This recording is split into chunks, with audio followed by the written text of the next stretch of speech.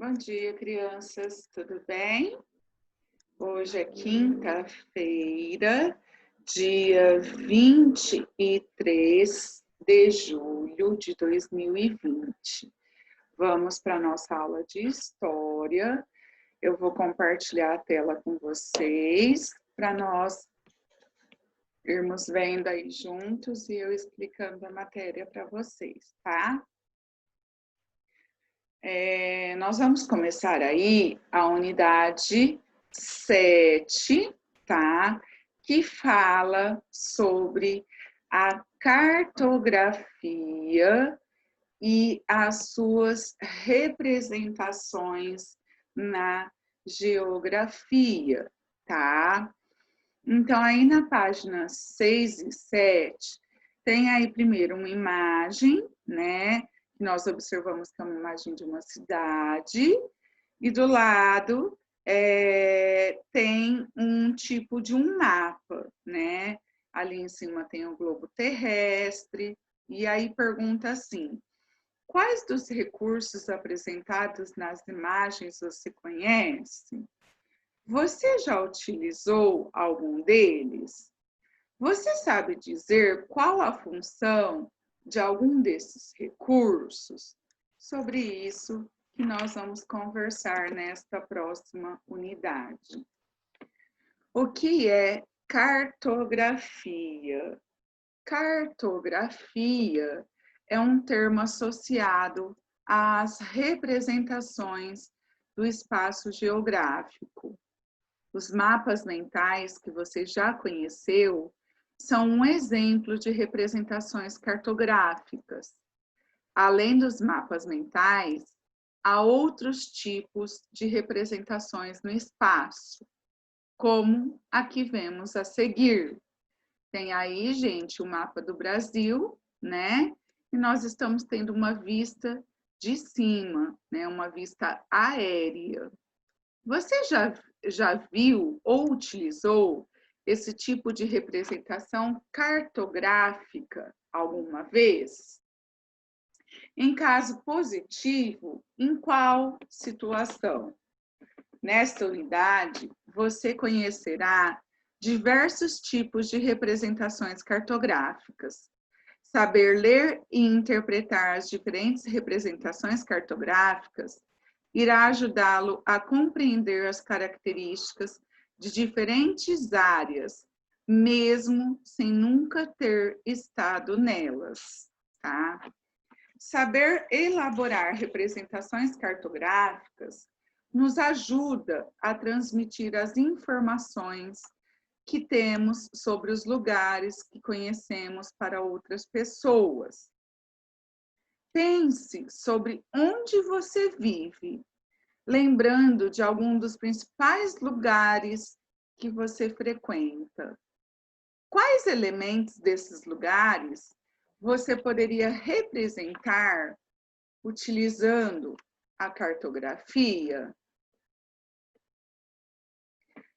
Construindo conhecimento. Croquis cartográfico. Um croquis cartográfico é uma representação, em geral, simplificada da paisagem ou da superfície terrestre.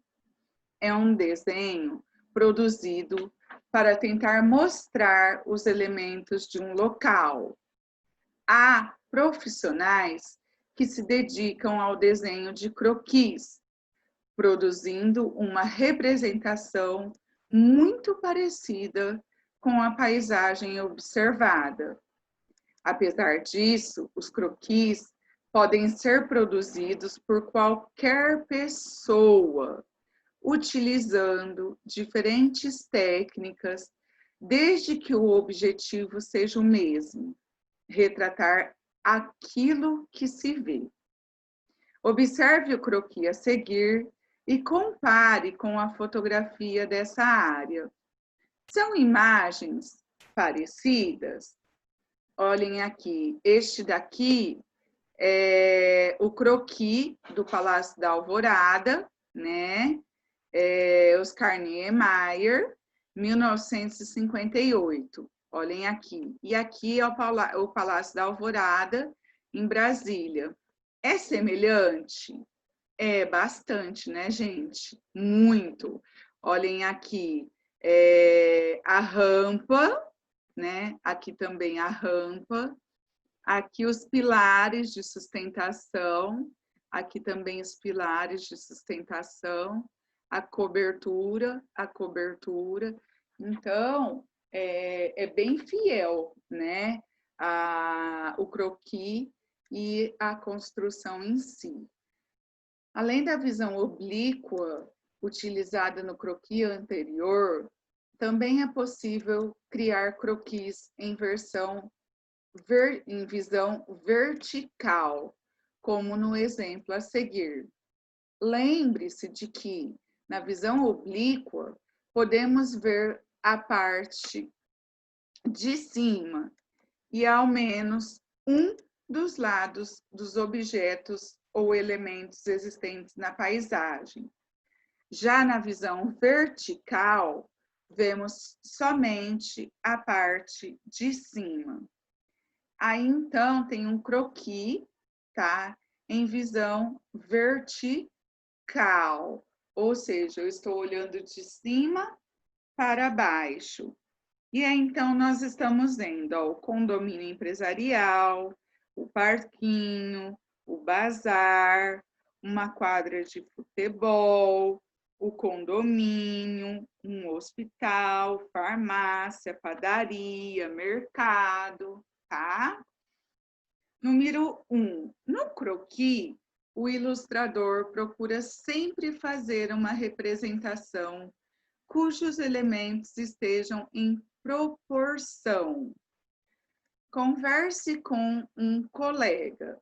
Vocês sabem o que significa o termo proporção? Sabem dizer como é possível descobrir se uma imagem está representada de forma proporcional? Para responder essa pergunta, leiam o texto das páginas seguintes. Proporção. Ao produzir uma representação da paisagem, é preciso dar atenção à proporção dos elementos representados. Uma representação proporcional é mais fiel à realidade e nos dá uma melhor noção do tamanho dos elementos que compõem a paisagem representada. Veja os exemplos a seguir. Aí tem a paisagem de Curitiba, tá? Que é a capital do estado do Paraná, em 2007. Nós conseguimos aí observar o ônibus, né? A faixa de pedestre, a placa, o local onde aguarda o ônibus, tá? Na paisagem da fotografia, é possível notar que os carros são menores que os prédios, ou seja, eles estão em proporção. No entanto, quando desenhamos uma paisagem como esta, se não mantivermos a proporção, os elementos transmitirão uma informação incorreta.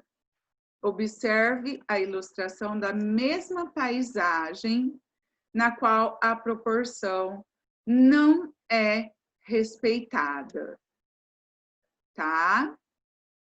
Então, aqui nós conseguimos observar ó, o ônibus, a placa, tá? E os prédios que tem aqui, ó, eles são menores, né?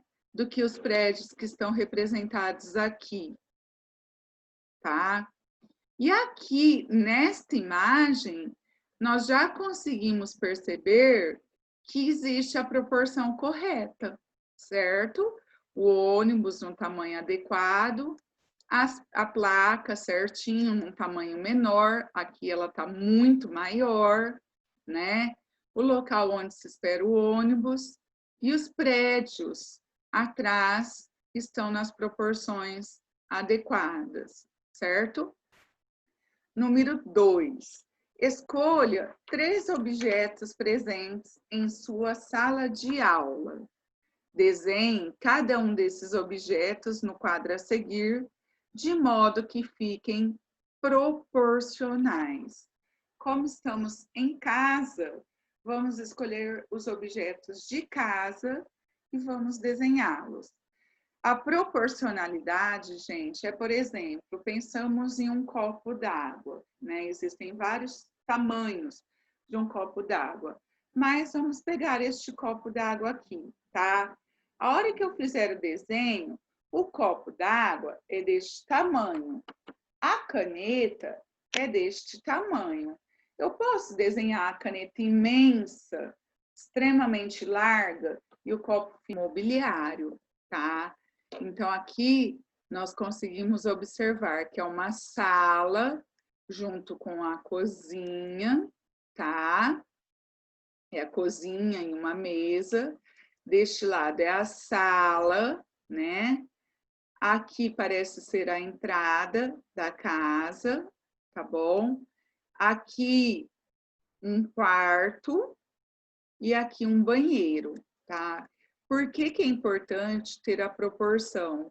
Porque, por exemplo, eu vou lá e vejo a planta desse imóvel, me interessa e eu vou comprá-lo. Para comprar este imóvel, eu tenho que ver se os meus móveis, a minha mobília, a minha decoração, cabe dentro deste apartamento. Ah, mas eu vou comprar tudo novo, não vou levar nada do que eu tenho aqui. Tudo bem. Da mesma forma, nós temos que ter a noção do tamanho para que nós possamos fazer a compra e não dar nada errado. Porque, por exemplo, se a sala mede 2 metros por 3, e eu vou lá e compro uma mesa de 1,80 m, eu já ocupei praticamente todo o espaço da sala, tá bom? Por isso é extremamente importante manter essa questão da proporção. Há plantas nas quais as proporções não estão corretas. Nesse caso, o leitor terá uma noção errada, por exemplo, das distâncias entre os pontos de referência. Procure um anúncio de imóvel e, junto com um colega, discuta. Na planta analisada, há problemas de representação? Como a falta de proporção de elementos em uma planta cartográfica pode prejudicar o eleitor? Vocês vão pesquisar aí com a ajuda da mamãe ou do papai na internet a planta de algum imóvel, tá? E vão ver se está proporcional ou não. Se ela não estiver proporcional, o que pode ser prejudicado nessa questão, tá? Número 3. Você já teve contato com algum documento que tivesse uma planta? Qual era esse documento e qual a sua finalidade? É uma resposta pessoal. Vocês vão ter que perguntar para a mamãe, acabando a aula, já perguntem para a mamãe se vocês já viram algum documento que tivesse uma planta. E se vocês já viram, que documento era esse e qual era a finalidade desse documento. E aí vocês escreverão aí para mim, certo? Crianças, esta é a nossa aula de hoje. Até amanhã. Um beijo para vocês.